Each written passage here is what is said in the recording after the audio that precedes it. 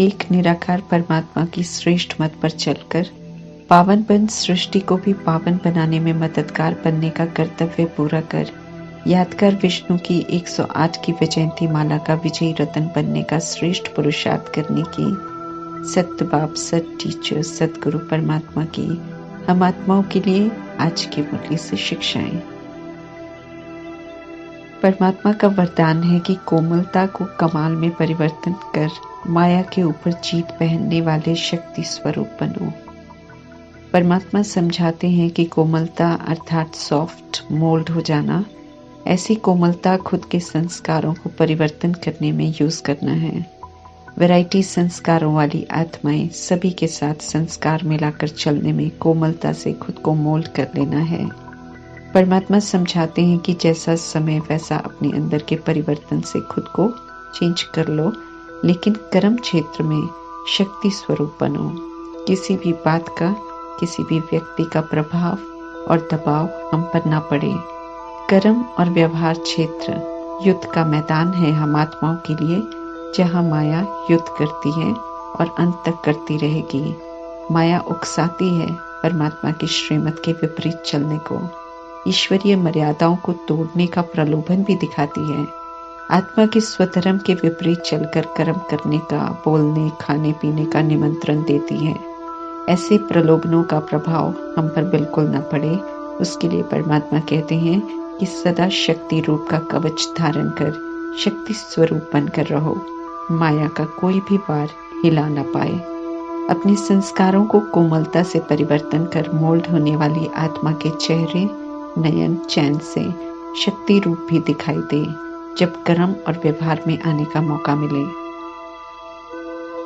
शक्ति रूप के कवच में क्रोध और असभ्यता नहीं होती, बल्कि दिव्यता की मिठास होती है, जिससे माया के किसी भी तरह के विरोध को अचल अडोल रहकर सामना करते हैं, लेकिन कभी भी उसके प्रभाव में आकर ईश्वरीय मर्यादाओं का उल्लंघन नहीं करते हैं।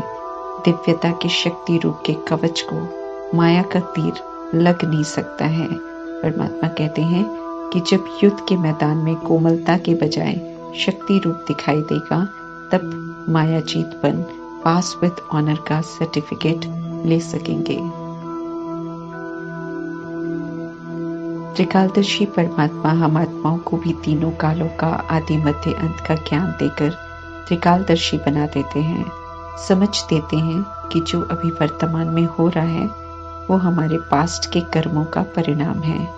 अगर हम उसे अपने अंदर एब्जॉर्ब कर लेंगे तो दुखी होते रहेंगे, दुख के संस्कार बनते जाएंगे। अगर हम जैसा परिणाम सामने है वैसा ही करेंगे तो फिर से पास्ट होकर वो हमारे सामने आएगा, हिसाब किताब बढ़ता जाएगा। वर्तमान के व्यवहार का तो फल मिलेगा ही भविष्य में, लेकिन यही व्यवहार पास्ट होकर फिर सामने आएगा, फिर से देखना पड़ेगा, फिर से सहन करना पड़ेगा। परंतु परमात्मा हमें समझाते हैं कि जो भी वर्तमान में हो रहा है उसके प्रभाव में न आकर उसे शुभ भावना, शुभ कामना से, दुआओं से परिवर्तन कर दो, तो हिसाब किताब भी चुकता हो जाएंगे और आगे के लिए रूहानी स्नेह, रूहानी प्रेम और आदर सम्मान का संबंध जुड़ जाएगा। समझ मिल गई है कि कर्मों के लेन देन का हिसाब चुकता हो रहा है इस कयामत के समय में, इसलिए हिसाब में कड़वाहट है, परंतु अपने ही कर्मों का रिटर्न है। ये नॉलेज मन को शांत कर देती है और सहन कर आगे के लिए अच्छा कर्म करने की समझ देती है, ताकि अभी के अच्छे कर्म जब लौट कर सामने आएंगे अच्छे फल के साथ तो खुशी होगी। माया उल्टे कर्म करवाती है, जैसे के साथ तैसा करने को उकसाती है, कभी न खत्म होने वाले दुखदायी कार्मिक अकाउंट बनाने का रास्ता दिखाती है और मनुष्य उसी जाल में फंसता जाता है। परमात्मा कर्मों की गुह्य गति बताकर हम आत्माओं को समझाते हैं कि त्रिकालदर्शी की सीट पर सेट रहो, नॉलेजफुल बन अपने कर्मों को सुधारने की जिम्मेवारी लेते हुए हर कर्म करो, तो माया समीप नहीं आएगी बल्कि भाग जाएगी। परमात्मा से राजयोग सीखने वाले हम राजयोगी हैं। अपने कर्मेंद्रियों का मालिक बन एक परमात्मा की श्रीमत प्रमाण कर्मेंद्रियों से सिर्फ श्रेष्ठ कर्म करने वाले हैं। इसलिए राज्यों की समझ बुद्धि से पुराने विकारी रिश्तों को भूल अलौकिक तरीके से संबंध को निभाना है। बाकी विकारी संबंधों से जो ममत्व है, मोह है, उसे निकाल देने की समझ दे रहे हैं परमात्मा, क्योंकि मोह से दुख और धोखा मिलता है और आगे भी धोखा और दुख ही मिलना है। ऐसा खेल होने से पहले ही परमात्मा कहते हैं कि निर्मोही बनो और हिसाब भी सेटल करो। साथ हमें छोड़ना नहीं है, लेकिन दृष्टि, वृत्ति, कृति को अलौकिक बनाना है। परमात्मा आकर आत्मा का परिचय देकर देह के भान से और देह के अभिमान से छुड़ाते हैं। जो संपूर्ण देह अभिमान से मुक्त होते हैं वे परमात्मा से प्रीत बुद्धि रखने वाले पांडव कहलाते हैं। जो संगम युग में परमात्मा की मौजूदगी में परमात्मा की श्रीमत पर चलते हैं, स्व का परिवर्तन करते हैं, उनके यादगार बनते हैं। देह भान से मुक्त होने का यादगार भी है, जिसमें दिखाते हैं कि पांडव पहाड़ों में कल मरे।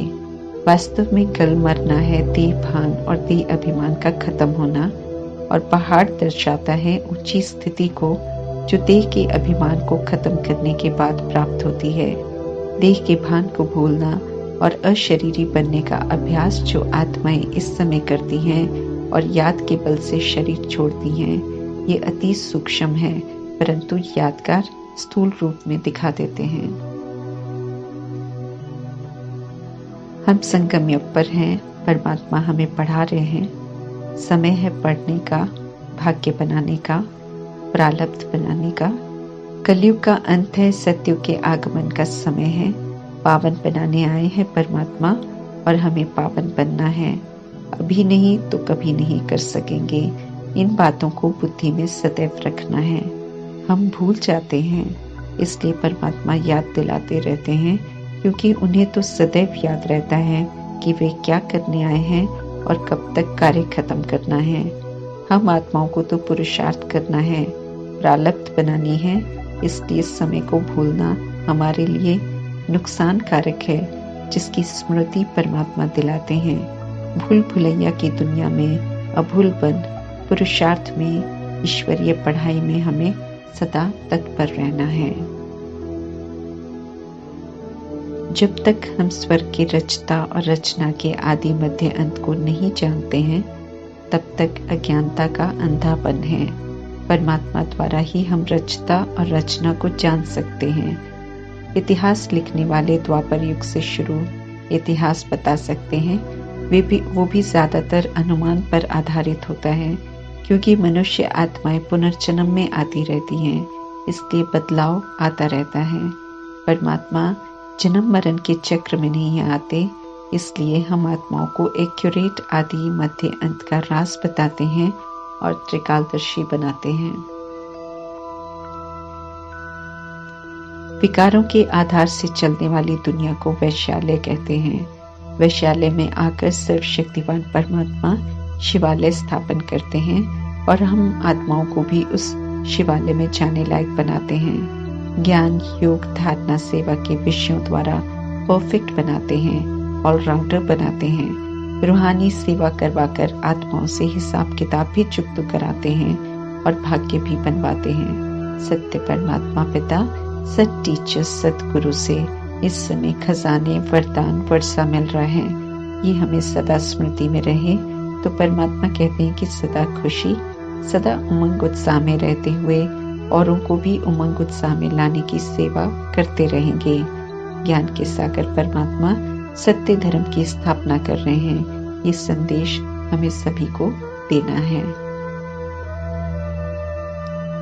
शिव जयंती के बाद कृष्ण जयंती आती है, जो दर्शाती है कि पहले निराकार परमात्मा आते हैं, अज्ञानता के अंधकार से निकलने की पढ़ाई पढ़ाते हैं। पढ़ाई पढ़कर फिर कृष्ण का जन्म होता है, अर्थात कृष्ण की आत्मा जो सांवरी बन गई थी वो पवित्र बनती है। परमात्मा के आने के बाद ही नई दुनिया स्थापन होती है।